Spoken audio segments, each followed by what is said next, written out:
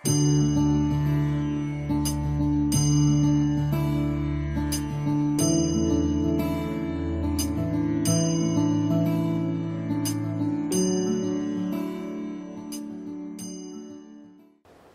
आज हम चैतन्य चरितामृत आदि लीला अध्याय 13 के श्लोक संख्या 42 पर विचार करेंगे। बहुत महत्वपूर्ण श्लोक है।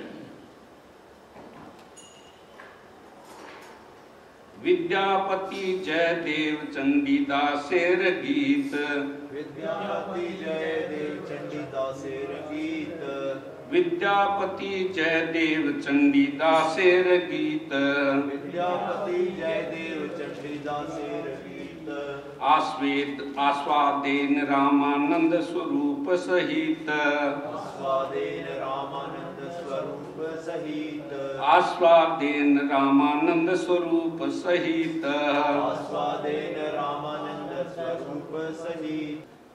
शब्दार्थ पढ़ते हैं इसका। विद्यापति, विद्यापति, विद्यापति नामक लेखक, विद्यापति नामक लेखक, जयदेव, जयदेव, जयदेव, जयदेव, चंडीदासेर, चंडीदासेर, चंद्रीदास, चंडीदास, गीत, गीत, उनके गीत, उनके गीत, आस्वादेन, आस्वादन, आस्वादन, रामानंद, रामानंद, रामानंद, रामानंद, स्वरूप, स्वरूप स्वरूप, सहित, सहित। सहित। अनुवाद और तात्पर्य जगत गुरु शिला प्रपाद के द्वारा। शिला प्रपाद की जय। महाप्रभु विद्यापति जयदेव तथा चंडीदास की कृतियां पढ़ा करते थे। रामानंद राय और तथा स्वरूप दामोदर गोस्वामी जैसे अपने अंतरंग पार्षदों के साथ उनके गीतों का रसास्वादन करते थे। मेरे बात दोहराइए अनुवाद को। महाप्रभु महाप्रभु विद्यापति विद्यापति जयदेव जयदेव तथा चंडीदास की तथा चंडीदास की कृतियां कृतियां पढ़ा करते थे पढ़ा करते थे और रामानंद राय रामानंद राय तथा स्वरूप दामोदर गोस्वामी तथा स्वरूप दामोदर गोस्वामी जैसे जैसे अंतरंग पार्षदों के साथ अंतरंग पार्षदों के साथ उनके गीतों का उनके गीतों का रसास्वादन करते थे। रसास्वादन करते थे। तात्पर्य। विद्यापति राधा कृष्ण की लीलाओं के विषय में गीतों के प्रख्यात रचनाकार थे। वे मिथिला के निवासी थे तथा ब्राह्मण कुल में उत्पन्न हुए थे। ऐसा अनुमान है कि उन्होंने अपने गीतों की रचना राजा शिव सिंह तथा रानी लक्ष्मी देवी के शासनकाल में शक संवत 14वीं सदी में की होगी, अर्थात चैतन्य महाप्रभु के आविर्भाव से लगभग 100 वर्ष पूर्व। विद्यापति की 12वीं पीढ़ी के वंशज अब भी जीवित हैं। विद्यापति के गीतों में कृष्ण के गहन विरह को व्यक्त करने वाली कृष्ण की लीलाएं हैं और श्री चैतन्य महाप्रभु कृष्ण के विरह भाव के समय इन सारे गीतों का रसास्वादन करते थे। जयदेव का जन्म 11वीं या 12वीं सदी शक संवत में बंगाल के राजा महाराज लक्ष्मण सेन के राज्यकाल में हुआ था। उनके पिता का नाम भोजदेव तथा माता का नाम वामा देवी था। वे कई वर्षों तक नवद्वीप में रहे, जो उस समय बंगाल की राजधानी था। वीरभूम जिले का केंदु बिल्व नामक गांव उनकी जन्मभूमि था, किंतु कुछ विद्वानों के मतानुसार उनका जन्म उड़ीसा में हुआ था और कुछ लोगों के अनुसार दक्षिण भारत में। उन्होंने अपना अंतिम समय जगन्नाथपुरी में बिताया। गीत गोविंद उनकी एक सुप्रसिद्ध कृति है जो कृष्ण के दिव्य विरह रस से ओतप्रोत है। जैसा कि श्रीमद् भागवतम में उल्लेख मिलता है, गोपियों को रास नृत्य के पूर्व कृष्ण के विरह की अनुभूति हुई थी और गीत गोविंद में ऐसी ही अनुभूतियां अभिव्यक्त हुई हैं। गीत गोविंद पर अनेक वैष्णवों ने भाष्य लिखे हैं। चंडीदास का जन्म नानूर गांव में हुआ था। वह भी बंगाल के वीरभूम जिले में है। वे ब्राह्मण परिवार में जन्मे थे और बतलाया जाता है कि इनका भी जन्म 14वीं शताब्दी में के प्रारंभ में हुआ था। ऐसा मत व्यक्त किया जाता कि चंडीदास तथा विद्यापति घनिष्ठ मित्र थे, क्योंकि दोनों ने ही विरह की दिव्य अनुभूतियों का विशद वर्णन किया है। चंडीदास तथा विद्यापति द्वारा व्यक्त भावों का वास्तविक प्रदर्शन श्री चैतन्य महाप्रभु द्वारा हुआ। उन्होंने श्रीमती राधा रानी की भूमिका में उन सारी अनुभूतियों का आस्वादन किया तथा इस कार्य में उनके पार्षद थे श्री रामानंद राय और श्री स्वरूप दामोदर गोस्वामी। चैतन्य महाप्रभु के राधा रानी के रूप में अनुभव की जाने वाली लीलाओं में इन घनिष्ठ संगियों ने उनकी काफी सहायता की। इस संबंध में श्री भक्ति सिद्धांत शास्त्री ठाकुर की टीका है कि विद्यापति, चंडीदास तथा जयदेव की कृतियों से चैतन्य महाप्रभु ने विरह की जिन अनुभूतियों का आस्वादन किया वे रामानंद तथा स्वरूप दामोदर जैसे उच्चतम परमहंसों को ही विशेष रूप से शोभा देती है, क्योंकि वे आध्यात्मिक चेतना में बहुत उन्नत थे। सामान्य व्यक्तियों को चैतन्य महाप्रभु के कार्यकलापों की नकल करके ऐसी कथाओं की चर्चा नहीं करनी चाहिए। सांसारिक काव्य के आलोचकों तथा भगवत चेतना विहीन साहित्यिक व्यक्तियों को ऐसा उच्च दिव्य साहित्य पढ़ने की आवश्यकता नहीं है। जो लोग इंद्रिय तृप्ति के पीछे दौड़ते रहते हैं उन्हें रागानुगा भक्ति का अनुकरण नहीं करना चाहिए।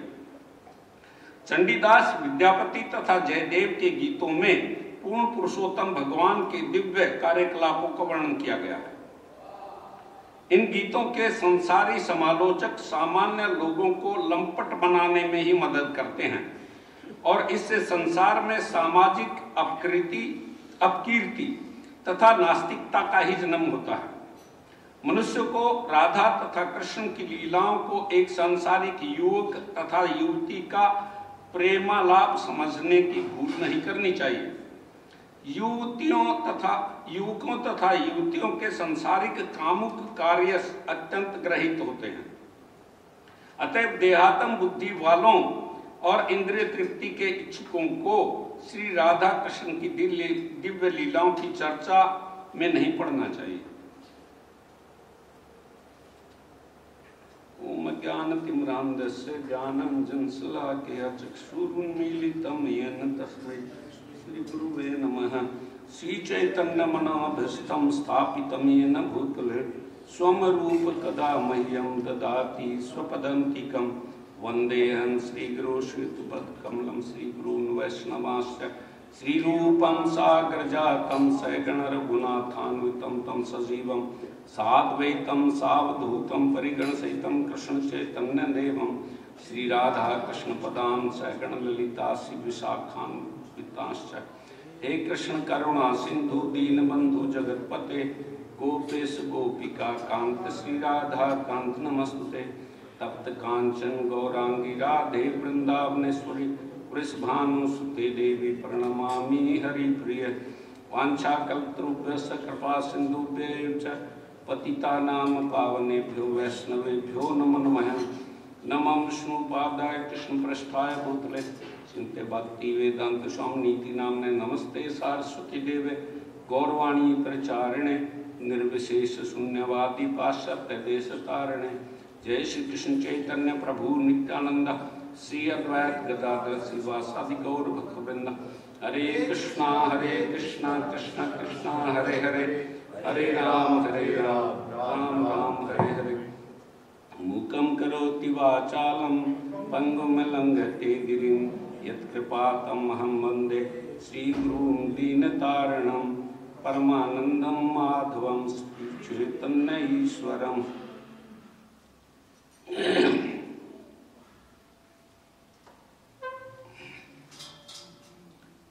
जैसा कि इस श्लोक में भक्ति सिद्धांत सरस्वती ठाकुर ने चेतावनी दी है कि साधारण लोगों को ये साहित्य ऐसे साहित्य की चर्चा नहीं करनी चाहिए। हम सर्वथा अयोग्य हैं, इसके बिल्कुल भी योग्य नहीं है इसकी चर्चा करने के लिए।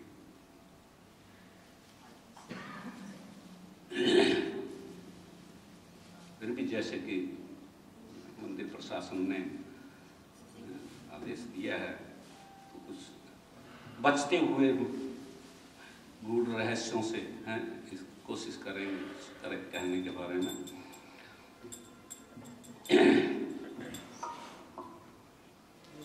इस 13वें अध्याय का शीर्षक है श्री चैतन्य महाप्रभु का आविर्भाव।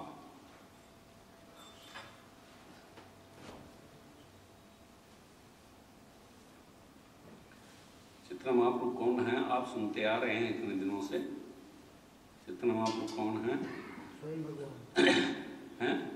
स्वयं भगवान, राधा कृष्ण नहीं अन्य। श्री कृष्ण चैतन्य, राधा कृष्ण नहीं अन्य। राधा कृष्ण के सम्मिलित रूप हैं वो। कृष्ण जैसे दोनों सृष्टियों के प्रकटीकरण से पूर्व ही हैं, केवल कृष्ण ही थे। कृष्ण ने अपने आनंद वर्धन के लिए अपना विस्तार किया,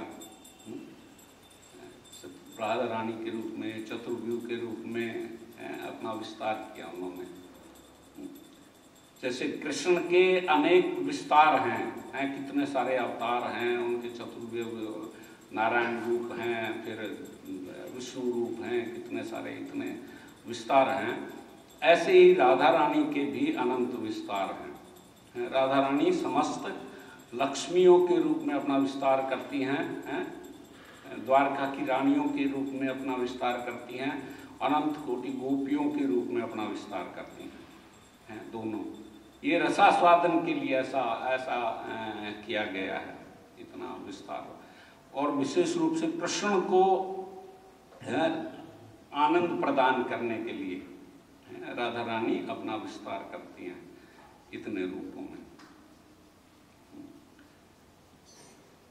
तो भगवान कृष्ण जब आए, 5000 साल पहले भगवान कृष्ण ने अपनी लीलाएं प्रकट की यहाँ पे।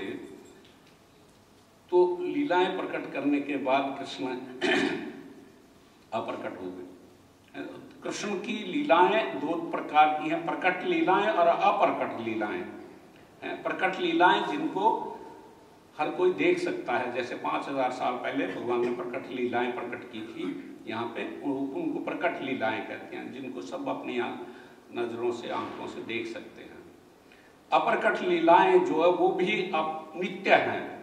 अप्रकट लीलाएं भी नित्य हैं, वो अभी भी हो रही हैं, पर हम उनको प्रकट रूप में देख नहीं पाते। शुद्धतम भक्त जो होते हैं वो उनको देख पाते हैं, उनका अनुभूति कर पाते हैं उनकी।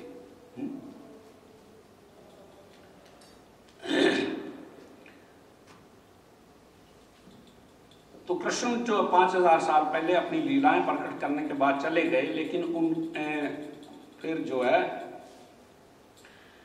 कुछ उनको अनुभूति हुई कृष्ण को कि कुछ कमी रह गई है, मेरे आस्वादन में कुछ कमी रह गई है। तो उस कमी को पूर्ण करने के लिए उन्होंने इस कलयुग में चैतन्य महाप्रभु के रूप में अवतार लिया, चैतन्य महाप्रभु के रूप में आए स्वयं को। तो चैतन्य महाप्रभु का प्रकट का कारण हम बताते हैं। पहले तो बताए गए, दो कारण बताए गए हैं, बाह्य कारण और आंतरिक कारण। मुख्य रूप से दो उनको विभक्त किया जाता है। बाह्य कारण तो ये है कि अद्वैत आचार्य के आह्वान पे वो जो है कृष्ण भक्ति का प्रचार करने के लिए, हरे कृष्ण महामंत्र का प्रचार करने के लिए अद्वैत आचार्य जी के आह्वान पे वो इस धराधाम में प्रकट हुए। और हरे कृष्ण महामंत्र का उन्होंने अपने जन्म से पूर्व ही, जन्म के टाइम पे, जब उस टाइम पे सूर्य चंद्र ग्रहण था, और चंद्र ग्रहण के छल से लोग जो है हरि हरि बोलते हुए गंगा स्नान करने के लिए जा रहे थे सब लोग।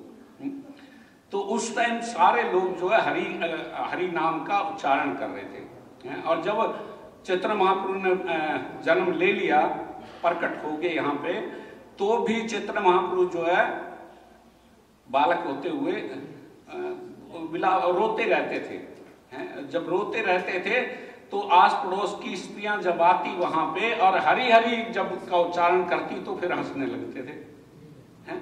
तो औरतों को भी फिर आनंद आने लगा कि ये तो हरि का नाम उच्चारण करते ही ये हंसने लगता है और वैसे रोता रहता है? तो उनका नाम क्या पड़ गया फिर? गौरहरि। सारी औरतें कहने लगी गौरहरि, हैं? गौरहरि, गौरहरि नाम पड़ गया चैतन्य महाप्रभु का, हैं? तो ये तो नाम का प्रकट उन्होंने प्रकट किया अपने जन्म के साथ ही। और फिर जो है चैतन्य महाप्रभु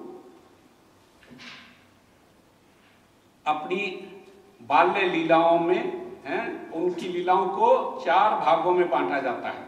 बाल्य लीलाएं, हैं, पौगंड लीलाएं, किशोर लीलाएं और यौवन लीलाएं। जैसे कृष्ण की भी ऐसे ही 4 भागों में बांटा जाता है। कृष्ण लीलाओं को भी बाल्य लीलाएं जो हैं, पौगंड लीलाएं, किशोर लीलाएं और यौवन की लीलाएं जो है, ऐसे ही चैतन्य महाप्रभु की लीलाओं को भी 4 विभागों में बांटा जाता है। तो चैतन्य महाप्रभु जो है कुल 48 वर्षों तक इस धराधाम पर रहे। प्रकट लीलाएं उन्होंने 48 वर्षों तक की और उन 48 वर्षों में पहले 24 वर्ष जो है उन्होंने नदिया में, नवद्वीप में बिताए। नवद्वीप में अनेक लीलाएं करते रहे चैतन्य महाप्रभु। और उसके बाद जो है चैतन्य महाप्रभु ने 24 साल की आयु में संन्यास ग्रहण कर लिया। संन्यास ग्रहण करके और वो अपनी माता की आज्ञा के अनुसार जगन्नाथपुरी चले गए। वो जाना चाहते थे, वृंदावन आना चाहते थे, लेकिन माता ने कहा कि नहीं, वहाँ से मुझे तुम्हारा कोई संवाद नहीं मिलेगा। पूरी लोग जो आते जाते रहते हैं यहाँ से, इसलिए तुम पूरी अपना वास बनाओ।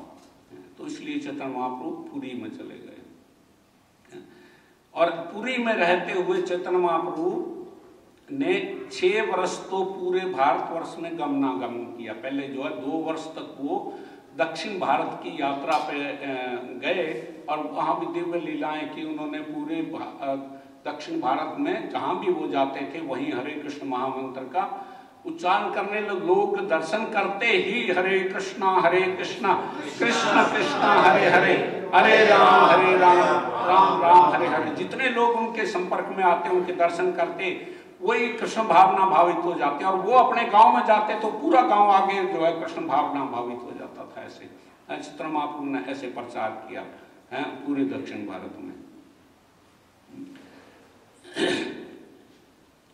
तो फिर चैतन्य महाप्रभु जो है दक्षिण भारत की यात्रा से, और दक्षिण भारत की यात्रा में एक बहुत ही महत्वपूर्ण घटना है, सबसे महत्वपूर्ण घटना, कि वो गोदावरी नदी के तट पर जो है रामानंद राय से मिले। जैसे इस श्लोक में बताया गया ना, किसके साथ आस्वादन करते थे हमने, वो तो स्वरूप दामोदर और रामानंद राय के साथ हैं। तो ये स्वरूप दामोदर कौन है? स्वरूप दामोदर पहले थे पुरुषोत्तम आचार्य, पुरुषोत्तम भट्टाचार्य, नवद्वीप में ही रहते थे पुरुषोत्तम भट्टाचार्य। जब चैतन्य महाप्रभु संन्यास लेने के लिए चले गए तो इन्होंने भी, स्वरूप दामोदर ने भी सोचा कि मैं भी संन्यास लेना चाहिए मुझे भी।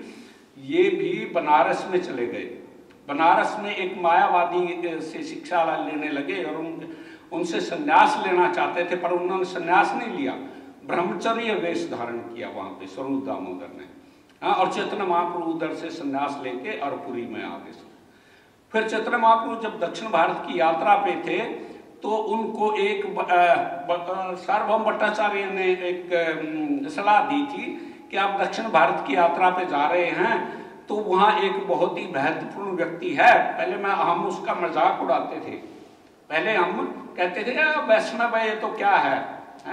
पर जब चैतन्य महाप्रभु के संपर्क में आने से उनको कुछ ज्ञान प्राप्त हुआ कि वैष्णव कौन होते हैं, तो सार्वभौम भट्टाचार्य ने चैतन्य महाप्रभु को कहा कि आप दक्षिण भारत की यात्रा पर जा रहे हैं तो वहाँ पे गोदावरी नदी के तट पर हैं, वहाँ विद्यानगर में एक व्यक्ति रहते हैं जिनका नाम है रामानंद राय हैं। वो कौन है? वहाँ के गवर्नर थे वो रामानंद राय जो है, क्योंकि उड़ीसा का राज्य पहले जो है पूरा दक्षिण भारत में था। जिसमें मद्रास प्रांत था, वहाँ पे मद्रास के गवर्नर थे वो रामद राय। तो चैतन्य महाप्रभु वहाँ रामद राय से मिले और फिर जो है दोनों चैतन्य महाप्रभु गोदावरी के तट पर बैठे हुए थे तो रामद राय उधर से आ रहे थे बहुत से ब्राह्मणों के साथ अपना साज सामान के लिए बजाते हुए, जुलूस आ रहा था पूरा, स्नान करने के लिए आ रहे थे वो गोदावरी नदी में। तो दोनों ने जब एक दूसरे को देखा, देखते ही पहचान गए, देखते ही चैतन्य महाप्रभु देखते ही पहचान गए कि हाँ ये वास्तव में ये रामद राय है। पूछा कि तुम कौन, रामद राय हो? हाँ मैं राम। तो दोनों देख के एक दूसरे को आलिंगन करके और रोने लगे, दोनों बेहोश होके गिर गए दोनों। हैं इतना क्यों, ऐसा क्यों हुआ? मतलब क्योंकि वो पूर्व जन्म के पूर्व लीला काल में वो जो है चैतन्य महाप्रभु कौन है? राधा रानी के भाव में कृष्ण हैं और रामद राय कौन है? विशाखा सखी है, विशाखा सखी। तो दोनों एक दूसरे को पहचान गए, अब दोनों जो है ऐसे। फिर जो चैतन्य महाप्रभु वहां पे उनके साथ 10 दिन तक रहे हैं। 10 दिन तक बड़ी गूढ़ चर्चाएं होती रही उनके साथ, रामद राय के साथ। और उन चर्चाओं में क्या निष्कर्ष क्या निकला उन चर्चाओं का? उन चर्चाओं का जैसे चैतन्य महाप्रभु तो प्रश्न करते थे और रामद राय उत्तर देते थे। प्राय होता क्या है कि भगवान उत्तर देते हैं और भक्त जो है, जैसे अर्जुन प्रश्न पूछता है भगवान उत्तर देते हैं उसका, पर यहाँ क्या है, भगवान प्रश्न पूछ रहे हैं और रामद राय के मुख से उत्तर दिलवा रहे हैं। और उन्होंने जितना भी भगवत गीता के बारे में जितने श्लोक बोले सभी कह दिया कि हो भाई है, ये तो छोड़, बाहर की बातें हैं, ये तो इनसे आगे कहे और इससे आगे और कहो। ऐसे कहते कहते अंत में क्या आ गया, सारे साध्य साधन के बारे में ये प्रश्न पूछ रहे थे वो चैतन्य महाप्रभु के, साध्य जीवन का लक्ष्य क्या है और उसे कैसे प्राप्त किया जाए, साध्य क्या है और उस किस साधन से उसको प्राप्त किया जाए। तो अंतिम निर्णय क्या निकला उनकी वार्तालाप का? अंतिम ये निष्कर्ष निकला कि राधा कृष्ण की कुंज लीलाएं जो हैं वो जीवन का लक्ष्य है। राधा कृष्ण की रासलीला और कुंज लीलाएं जो है ये साध्य सर्वश्रेष्ठ साध्य साधन है, ये निष्कर्ष निकला। और उसी के बारे में फिर चैतन्य महाप्रभु कहने लगे कि तुम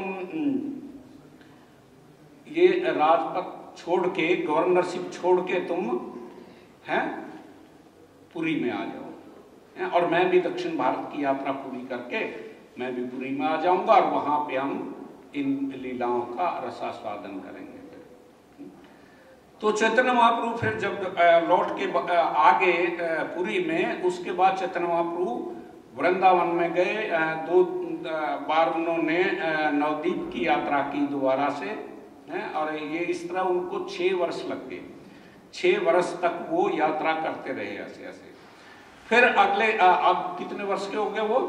24 साल की उम्र में संन्यास लिया था और 6 वर्ष ऐसे घूमते रहे, तो 30 वर्ष के हो गए।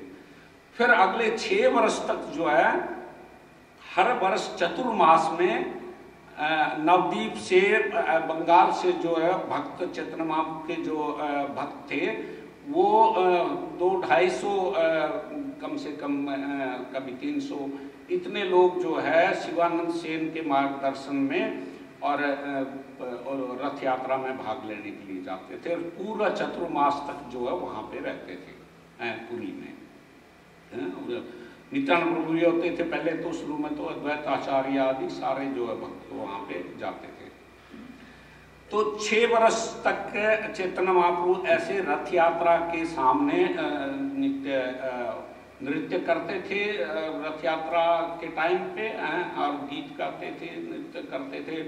अपने भक्तों के साथ उन्होंने अनेक लीलाएं की इस तरह। तो 6 वर्ष ये बीत गए, मतलब इस तरह 12 वर्ष जो संन्यास आश्रम के उनके बीत गए इस तरह के। अंतिम 12 वर्ष जब रह गए हैं तो चैतन्य महाप्रभु ने बंगाल के भक्तों को कहा, नित्यानंद प्रभु को तो पहले ही कह दिया था कि श्रीपाद आप जाइए वहाँ बंगाल में प्रचार कीजिए, आपको यहाँ हर साल आने की आवश्यकता नहीं है, आप प्रचार कीजिए वहाँ पे। तो नित्यानंद प्रभु वापस आ गए, बंगाल आ गए और वो प्रचार करने लगे। बीच बीच में एक दो बार गए, फिर भी चैतन्य महाप्रभु की अनुमति के बगैर ही चले गए थे वो, हैं कई बार। एक बार तो जब गदाधर पंडित को टोटा गोपीनाथ का विग्रह जो उनको मिला था, गोपीनाथ का विग्रह मिला था, उसकी स्थापना करने वाले थे वो। और तो नित्यानंद प्रभु को बंगाल में पता लग गया कि ऐसे ऐसे विग्रह प्रकट हुए हैं, और उनको तो वो बगैर चैतन्य महाप्रभु की इजाजत के बगैर ही टोटा गोपीनाथ के मंदिर में पहुंच गए स्थापना के लिए। तो चैतन्य महाप्रभु भी आए उधर से, और श्रीपाद आप कैसे हैं, आपको तो मैंने बंगाल भेजा था, हैं तो वो जो उन्होंने बता दिया कि मैं ऐसे ऐसे रह नहीं सका, गोपीनाथ की स्थापना हो रही है, इसलिए मैं देखने के लिए, इनके दर्शन करने के लिए आ गया। तो इस तरह 6 वर्ष तक जो है बंगाल के भक्त वहां आते जाते रहे। फिर अंतिम 12 वर्ष के लिए उनको मना कर दिया, नित्यानंद प्रभु को भी मना कर दिया था, पहले ही कोई भी नहीं आता था, द्वैताचार्य आदि सारे भक्त जो है नहीं आते थे। और अंतिम 12 वर्ष में चैतन्य महाप्रभु जो है इनके साथ स्वरूप दामोदर और रामानंद राय के साथ, जो कि स्वरूप दामोदर कौन है, ये ललिता सखी हैं, और रामानंद राय जो है वो विशाखा सखी के अवतार हैं। और चैतन्य महाप्रभु स्वयं कृष्ण हैं, राधा के भाव में हैं। लेकिन तो ये तीनों व्यक्ति बैठ के वहां पे जो है गंभीरा में बैठ के सारी रात जो है ये इन चंडीदास, विद्यापति चंडीदास जयदेव के गीतों पर चर्चा करते थे। आगे हम पढ़ेंगे, ये तो इस अध्याय में सूत्र रूप में सारी लीलाओं का वर्णन है, सूत्र बता दिए कि मैं किन किन लीलाओं का वर्णन करने जा रहा हूं। तो ये अंत्य लीलाओं का ये सूत्र है। अंत्य लीलाओं में क्या आएगा उसके बारे में बता रहे हैं। तो अंत्य लीलाओं में 12 वर्ष तक चैतन्य महाप्रभु जो है गंभीरा भवन में स्वरूप दामोदर रामानंद राय के साथ इन गीतों का आस्वादन करते रहे। ये गीत इतने गूढ़ हैं कि इस आचरण से चैतन्य महाप्रभु बता रहे हैं कि इनमें जो इनकी विषय वस्तु जो है उसका वर्णन जो है साधारण लोगों के सामने नहीं किया जाना चाहिए, उनकी चर्चा साधारण लोगों के साथ नहीं की जानी चाहिए। इसलिए चैतन्य महाप्रभु ने अपने, हालांकि उनके भक्त कोई साधारण व्यक्ति नहीं थे, बंगाल से जो भक्त आते थे वो साधारण भक्त नहीं थे, चैतन्य महाप्रभु के पार्षद थे वो भी, लेकिन उनको भी चैतन्य महाप्रभु ने मना कर दिया कि तुम्हें अब यहाँ रथ यात्रा के टाइम पे आने की आवश्यकता नहीं है। तो केवल 2 परम अंतरंग भक्तों के साथ ये दिव्य लीलाओं का आस्वादन करते थे चैतन्य महाप्रभु। और उन लीलाओं को स्वरूप दामोदर, जैसे चैतन्य महाप्रभु जो प्रथम 24 वर्ष की लीलाएं हैं उनका रिकॉर्ड किसने रखा है? मुरारी गुप्त ने। मुरारी गुप्त के कर्चा में उनका, मुरारी गुप्त की डायरी में उनका उल्लेख है, सूत्र रूप में लिखी है वो। मुरारी गुप्त डेली लिखते थे चैतन्य महाप्रभु की डायरी। और अंतिम 12 वर्ष का, अंतिम 24 वर्ष की लीलाएं जो है वो स्वरूप दामोदर ने रिकॉर्ड की हैं सारे। स्वरूप दामोदर के कर्चा में इन लीलाओं का उल्लेख है।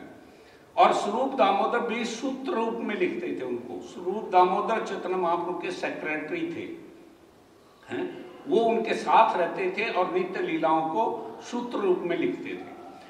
उन्हीं लीलाओं को विस्तार से लिखा रघुनाथ दास गोस्वामी ने। जो सूत्र रूप में स्वरूप दामोदर ने लिखी थी उनको विस्तार रूप में रघुनाथ दास गोस्वामी ने लिखा। और रघुनाथ दास गोस्वामी के शिष्य कौन हैं? कृष्णदास कविराज गोस्वामी। ये विश्व का सबसे दिव्य साहित्य जो है इसके रचनाकार जो कृष्णदास कविराज गोस्वामी हैं, जो रघुनाथ दास गोस्वामी के शिष्य हैं।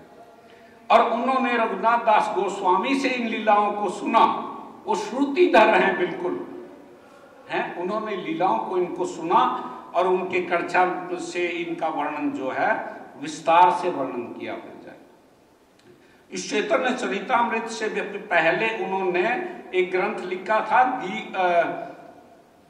गोविंद लीलामृत। गोविंद लीलामृत में विशेष रूप से इन्हीं गुह्य लीलाओं का वर्णन किया उन्होंने। ये लीलाएं किस तरह की हैं, स्वभाव में कैसी हैं? ये स्वभाव से लगती हैं कि जैसे साधारण स्त्री पुरुष के कार्यकलाप हों, साधारण लड़का लड़की के कार्यकलाप हों जैसे हैं। गीत गोविंद जैसे जयदेव कवि का, जयदेव गोस्वामी का है, जयदेव गोस्वामी ने गीत गोविंद में इन्हीं लीलाओं का वर्णन किया है।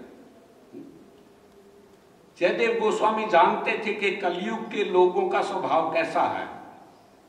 जयदेव गोस्वामी 11वीं सदी में प्रकट हुए थे। पृथ्वीराज चौहान जब दिल्ली में राज्य करते थे, उसी टाइम उनसे भी कुछ वर्ष पहले, क्योंकि पृथ्वीराज चौहान के कवि थे चांद कवि। चांद कवि ने भी जयदेव गोस्वामी का उल्लेख अपनी पुस्तक में किया है। चौहान राज्य के बारे में जो उन्होंने एक ग्रंथ लिखा, उसके अंदर जयदेव गोस्वामी का उल्लेख है। तो इसका मतलब हुआ पृथ्वीराज चौहान जो है 11वीं सदी के अंत में, 12वीं सदी के अंत में हुए, और इसका मतलब है उससे पहले है 11वीं सदी में जयदेव गोस्वामी ने। जयदेव गोस्वामी ने गीत गोविंद में जिस लीलाओं का, जिन लीलाओं का वर्णन किया है, वो देखने में तो ऐसे लगती हैं कि साधारण एक लड़का लड़की की, कोई युवक युवती की ये प्रेमालाप है, उसकी प्रेम के आचरण है उनका है। तो वो जानते थे कि कलयुग के लोग जो बाह्य आवरण में बहुत आकर्षित रहते हैं। कलयुग के लोगों का स्वभाव है ये, बाहर की चीजों को देखते हैं।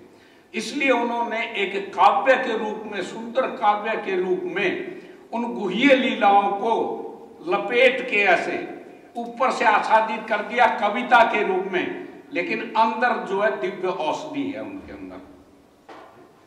और उस दिव्य औषधि को लोगों को आस्वादन कराने के लिए लोग जो है साधारण कविताओं को पसंद करते हैं। सांसारिक लोग जो हैं तो वो कविताओं के बहाने ही इसको अगर पढ़ेंगे हैं, गीत गोविंद को पढ़ेंगे तो उनका शुद्धिकरण हो जाएगा, हैं वो शुद्ध भक्त बन जाएंगे। तो ये दोनों के लिए, या वैसे तो भक्त और अभक्त दोनों के लिए बताया गया कि दोनों इसको पढ़ सकते हैं। अभक्त तो इसको पढ़ के शुद्ध हो सकते हैं, और भक्त इसका रसास्वादन कर सकते हैं अपने अपने जो है रसिक भक्तों के साथ, हैं जिनका उनको संग करना चाहिए। संग का जैसे बताया गया कि किसके संग में रसास्वादन करना चाहिए इनका, हैं तो बताते हैं एक जगह नरोत्तम दास ठाकुर लिखते हैं कि जो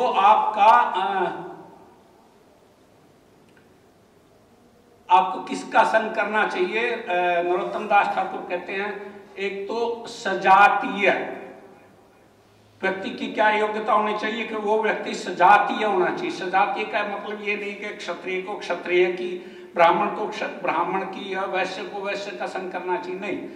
जिस रस में आप स्थित होना चाहते हैं उसी रस के भक्त के साथ आपको संग करना चाहिए, उसका संग करना चाहिए। मान लिया कोई शांत रस का है तो शांत रस के भक्त के साथ वो सजातीय है उसके लिए। दास्य रस का तो दास्य रस का भक्त जो है वो सजातीय है। वात्सल्य का तो वात्सल्य भक्त उसका सजातीय है। कोई माधुर्य का तो माधुर्य, सख्य का तो सख्य रस का है, इसको सजातीयता कहते हैं। सजातीय, उस भक्त का संग करना चाहिए, सजातीय है। और तीसरा, दूसरी योग्यता है उसकी स्वतोवर है, आपसे श्रेष्ठ होना चाहिए। हमसे वो, जिसका हम संग करें वो हमसे श्रेष्ठ होना चाहिए, उसका संग करना चाहिए। स्वतोवर है, अपने से श्रेष्ठ है। और एक और स्वसनिग्ध, उसको सनिग्ध, अपने से, अपने प्रति सनिग्ध होना चाहिए, है आपसे उसका सौहार्द होना चाहिए अपने आपके साथ, है ऐसे नहीं किसी का संग कर लेंगे हम, मतलब। तो ये तीन योग्यताएं जिसका में हो ऐसे व्यक्ति का हमें संग करना चाहिए, है। स्वतोभरा अपने से श्रेष्ठ होना चाहिए, सजातीय होना चाहिए, आपके प्रति स्नेही होना चाहिए, उस व्यक्ति का संग करना चाहिए। उसी के संग में इन चीजों का रसास्वादन हम कर सकते हैं। तो ये इन लीलाओं में जयदेव गोस्वामी ने दिखाया है कि राधा कृष्ण कैसे एक दूसरे के लिए विप्रलंब भाव में हैं, एक दूसरे के लिए उत्कंठित व्याकुल रहते हैं एक दूसरे से मिलने के लिए। और उन लीलाओं में प्रवेश करने के लिए उन्होंने माध्यम बनाया है एक सखी को।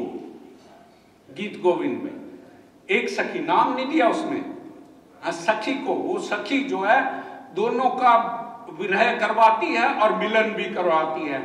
राधा के पास जाएगी तो फिर वो कृष्ण का कि कृष्ण जो है तुम्हारे विरह में ऐसे व्याकुल हैं, रात दिन रोते रहते हैं, कुछ खाना पीना सब कुछ छोड़ दिया है, ये है जाके कृष्ण के पास जाएगी तो फिर और राधा रानी के राधा रानी इतनी व्याकुल है तुम्हारे विरह में है, तो फिर दोनों का मिलन करवाएगी है। फिर किसी बहाने से दोनों का विच्छेद हो जाएगा है। आप देखते हैं कोई वस्तु, आप फिल्म भी देखते हैं, जिस फिल्म में कोई अड़चन ना हो, कोई रोड़ा ना आए बीच में, तो आस्वादन नहीं होता है। तो इस तरह दोनों का ऐसा वो आचरण दोनों का ऐसा देखने में आता है कि दोनों एक दूसरे को मिलने के लिए उत्कंठित है, परम उत्कंठा है।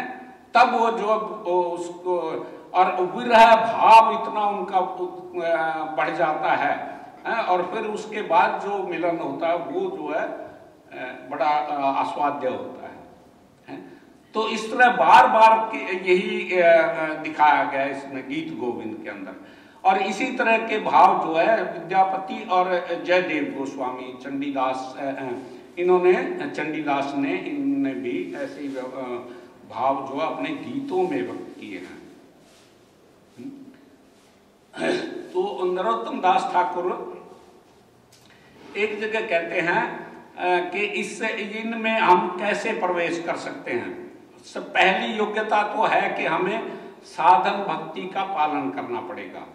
साधन भक्ति को पालन कर, कोई सीधा ऐसे नहीं कि रागानुगा भक्ति करूंगा मैं तो सीधा स्मरण करूंगा, लीलाओं का स्मरण करूंगा, नहीं, ऐसा संभव नहीं है। पहले आपको साधना भक्ति करनी पड़ेगी, गुरु के वैदिक भक्ति जिसको कहते हैं, विधि विधान के अनुसार भक्ति करनी पड़ेगी।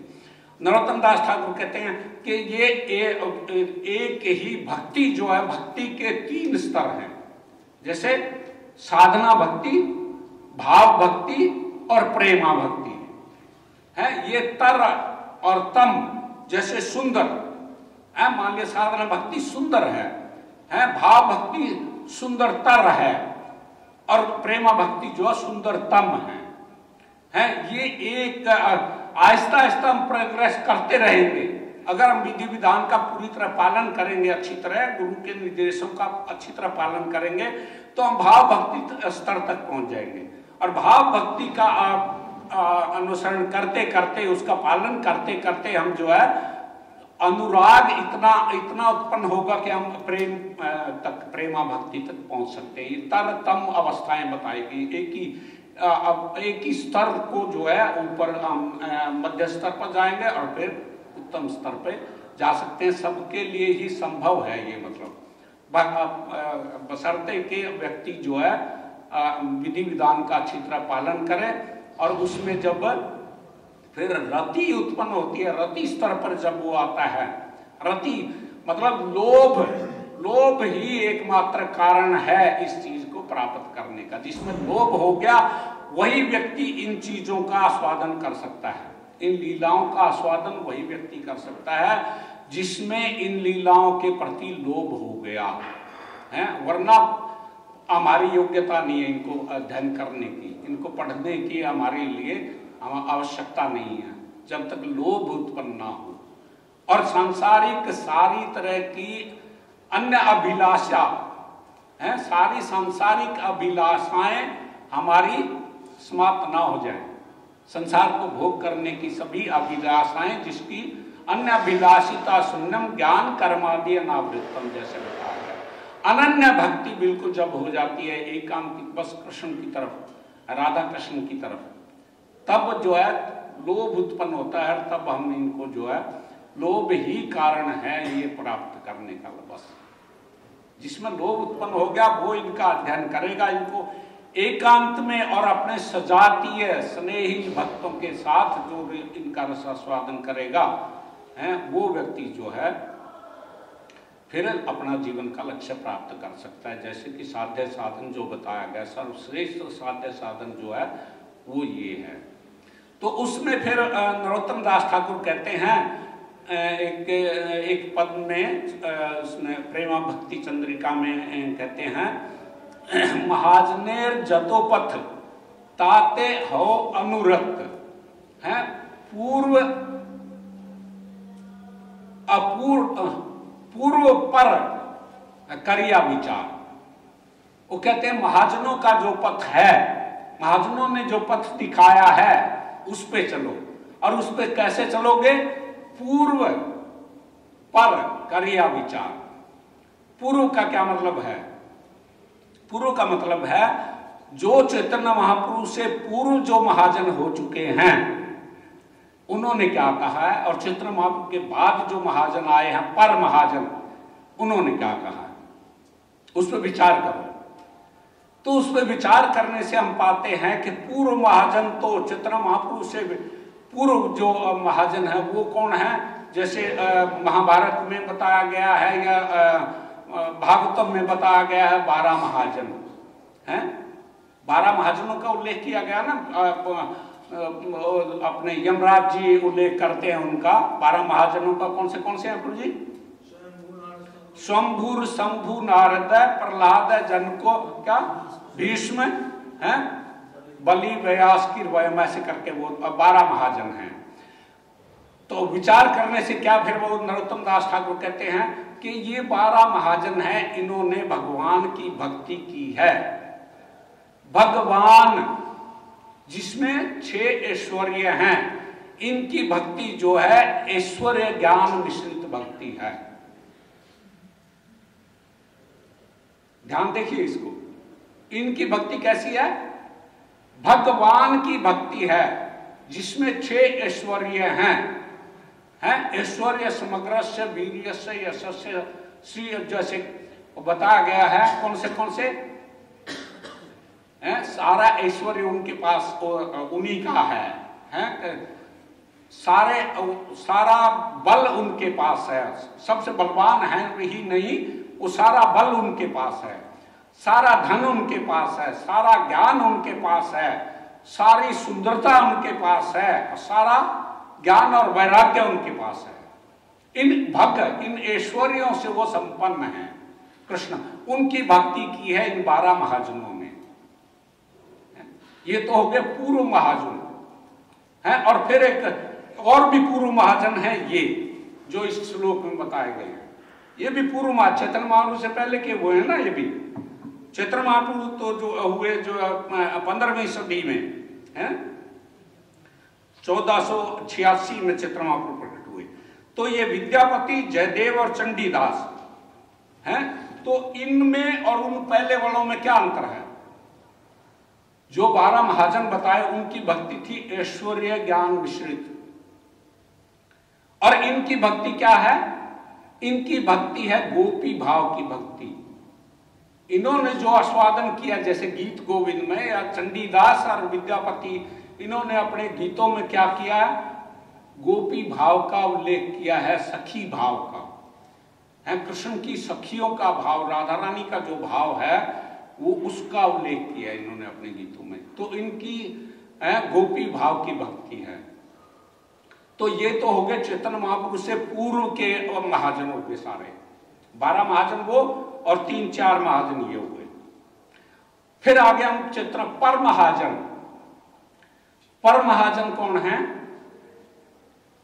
पर महाजन स्वरूप दामोदर, रूप गोस्वामी, सनातन गोस्वामी, 6 गोस्वामी हमारे जो है, ये पर महाजन है। तो हमें किनका अनुसरण करना है? हमें इन महाजनों का अनुसरण करना है जो चैतन्य महापुरुष के पर महाजन है, चैतन्य महापुरुष के बाद जो आए हैं। तो इनकी और इनकी भक्ति में फिर क्या अंतर है? कोई पूछेगा कि ये चंडीदास, जयदेव और विद्यापति ने जो व्यक्त की अपने गीतों में, इनकी भक्ति में और रूप सनातन और रघुनाथ दास गोस्वामी इनकी भक्ति में क्या अंतर है? उन्होंने भक्ति की है सख्य भाव की, सखी भाव की भक्ति का उल्लेख किया उन्होंने अपने गीतों में, और रूप सनातन ने किया है मंजरी भाव की भक्ति का, क्योंकि वो मंजरियां हैं। मंजरी और सखी में क्या अंतर है?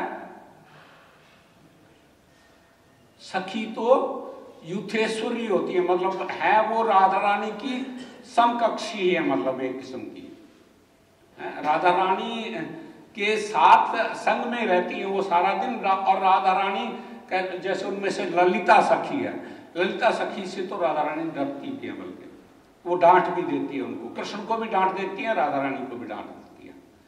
और विशाखा सखी तो बिल्कुल ही समभाव है, जैसे राधा रानी है वैसी विशाखा सखी है। और बाकी जितनी अष्ट सखियां हैं वो सब लगभग राधा रानी के समान ही हैं, मतलब समान तो नहीं है पूरे, लगभग समान है, मतलब वो सखियां सख्य भाव में है, सखी भाव में है।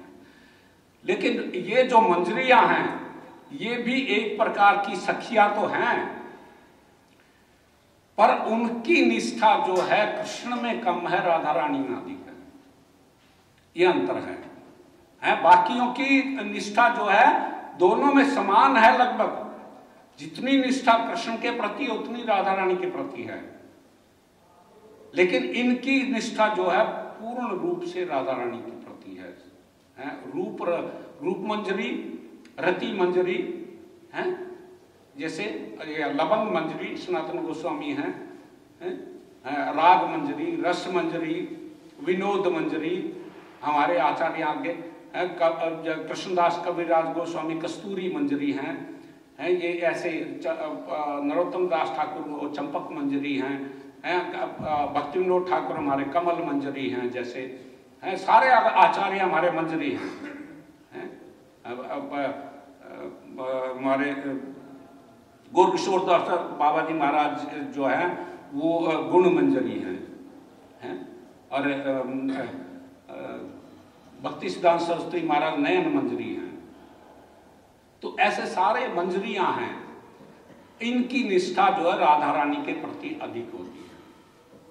कृष्ण को तो ये बल्कि कृष्ण इनकी चाटुकारी करते रहते हैं कि किसी तरह मिलन करवा दो, ये कृष्ण को भी डांट देती हैं कि नहीं भाग जाओ, तुम सारी रात कहाँ बिताई है तुमने। यही चीजें इनमें वर्णित हैं, इनके गीतों में यही चीजें वर्णित हैं। रूप गोस्वामी, सनातन गोस्वामी, रघुनाथ दास गोस्वामी, जीव गोस्वामी, इनकी जो कृतियां हैं जैसे गोपाल चंपू है, तो इनमें इन्हीं चीजों का वर्णन किया गया है। और इससे पहले वाले ये विद्यापति, चंडीदास और जयदेव गोस्वामी, ये भी यही वर्णन करते हैं कि कृष्ण कैसे राधा रानी से मिलने के लिए ललायत रहते हैं और क्या क्या उपाय करते हैं, क्या क्या रूप धारण करते हैं। जो सहजिया लोग भी गाते रहते हैं ना, वो क्या मनियारी का रूप बनाया कृष्ण, चूड़ी बेचने आया, ये लीलाएं गोपाल चंपू में है, पर ये साधारण लोगों के लिए नहीं है, उनको लिए जैसे वो गाते रहते हैं सहजिया लोग, उनके लिए नहीं है, ये बड़ी गुह्य लीलाएं हैं। और इनका आस्वादन जो है ऐसे ऐसे लोगों के जो आपके अंतरंग जो हैं, चैतन्य महाप्रभु ने जैसे किसी भी अपने अन्य भक्तों के साथ नहीं किया, अपने अंतरंग भक्त, परम अंतरंग भक्तों के साथ इनका रसास्वादन किया है। ये रसास्वादन की साधारण पढ़ने की वस्तु नहीं है, किसी के सामने हम पढ़ के सुनाए इन लीलाओं को। इनको अपने अंतरंग, अपने मित्रों के साथ जो सजा किए स्निग्ध हों, उनके साथ बैठ के रसास्वादन करने की वस्तु है। साधारण कक्षा में ये बात करने की नहीं है। धन्यवाद सर। हरे कृष्ण। कोई प्रश्न हो तो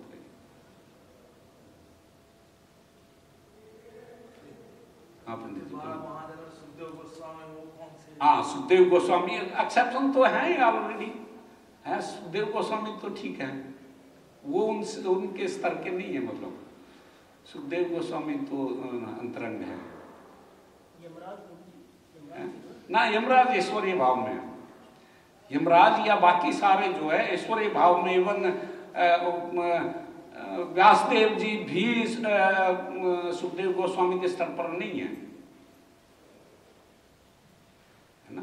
सुखदेव गोस्वामी तो ज्यादा एडवांस्ड है इनसे सबसे।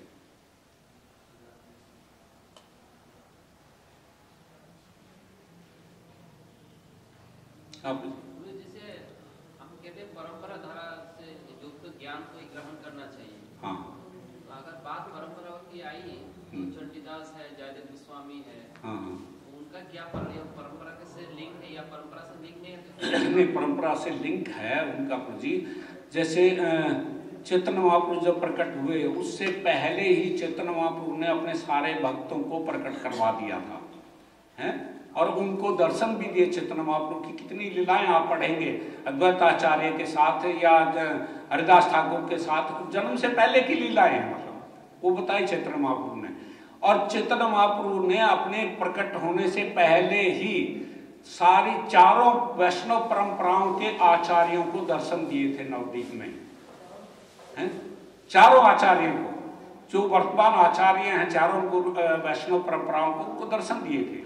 इस तरह ये भी कहीं न कहीं से माधवेंद्रपुरी से जुड़े हुए हैं इनके से। नाम परंपरा द्वारा में तो आता है, जैसे परंपरा जो लिस्ट है, हाँ ना, उसमें नाम नहीं आता, उसमें नहीं नाम आता, मतलब उसमें सबके नाम नहीं आते ना,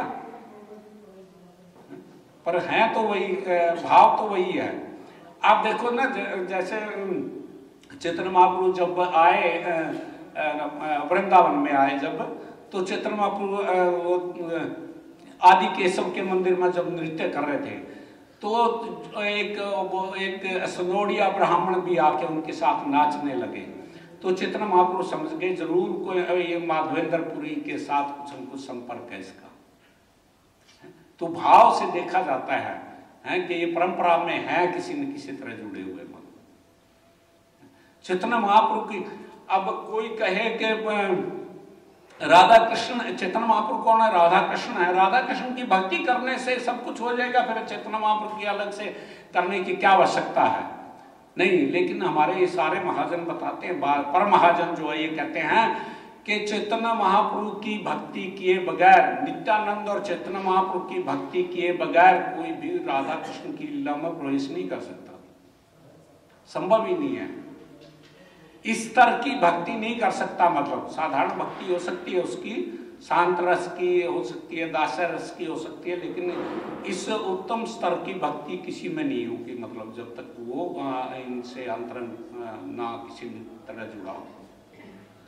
तो ये परंपरा में काउंट होते हैं जरूर। तो प्रभु जी, इससे पहले चैतन्य महाप्रभु के आविर्भाव से पहले जो भक्त हुए उन्होंने कैसे भक्ति की? तो ये उन्हीं की तो बता रहे हैं ना, उन्होंने राधा कृष्ण की भक्ति ये उन्हीं की बता रहे हैं ना, कि चैतन्य महाप्रभु अपने प्रकट होने, जैसे कृष्ण अपने प्रकट होने से पहले अपने अंतरंग भक्तों को पहले भेज देते हैं, जैसे उनको देवी देवताओं को आदेश दिया कि तुम पहले प्रकट हो जाओ जाके वहां पे, हैं? तो चैतन्य कृष्ण से प्रकट होने से पहले भी कितने वो कौन से हैं, यदुवंश के वो ऋषि, क्या नाम है इनके परदादा जो थे, मुझे ध्यान नहीं आ रहा उनका, उनको पहले प्रकट कर दिया, मतलब पहले आदेश दे दिया था कि तुम जाओ वहां पे, हैं, धराधाम पर प्रकट हो। ऐसे चैतन्य महाप्रभु ने भी अपने प्रकट होने से पहले अपने अंतरंग भक्तों को भेज दिया था, यही समझना। ठीक है, हरे कृष्ण।